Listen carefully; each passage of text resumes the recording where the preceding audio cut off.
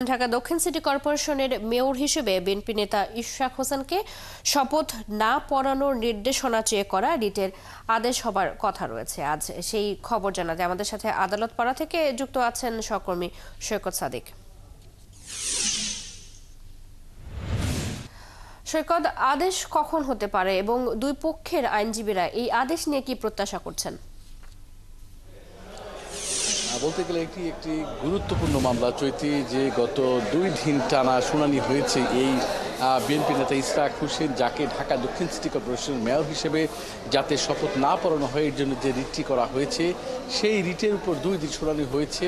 মঙ্গলবার শুনানি হয়েছে এবং বুধবার আদেশের দিন ছিল এবং দুপুর 12টা বাজে আদেশের কথা বলা হয়েছিল। কালকে দুপুরে আবার শুনানি হয়।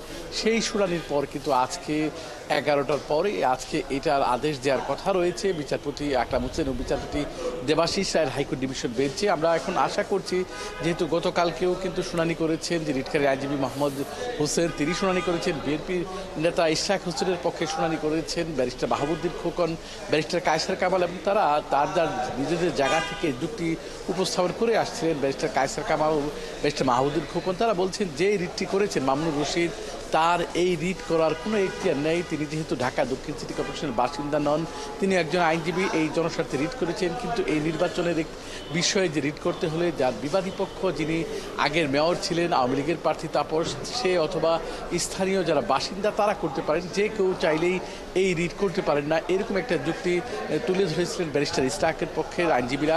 অন্যদিকে রিটকারী মামুনুর রশিদের পক্ষের আইনজীবী মোহাম্মদ হোসেন, তিনিও কিন্তু আদালতে শুনানি করেন এবং তিনিও তার জায়গা থেকে যুক্তিতর্ক তুলে ধরেন।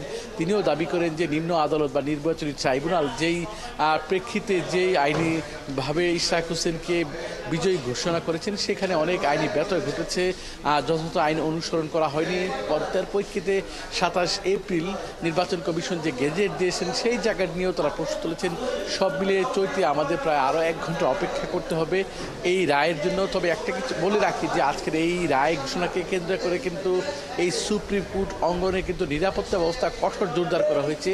বিশেষ করে মাজার গেটে মাজার গেটে এই উচ্চ আদালতের যেটা মাজার গেট বলে দক্ষিণমুখী, সেখানে কিন্তু সেনাবাহিনী মোতায়েন করা হয়েছে, সাজো আজান রাখা হয়েছে। এর পাশাপাশি বাড়তি পুলিশ মোতায়েন করা হয়েছে। আইন শৃঙ্খলা যে সুপ্রিম কোর্টের যে পরিমাণ পুলিশ থাকে তার চেয়ে অনেক বেশি পুলিশ কিন্তু মোতায়েন করা হয়েছে।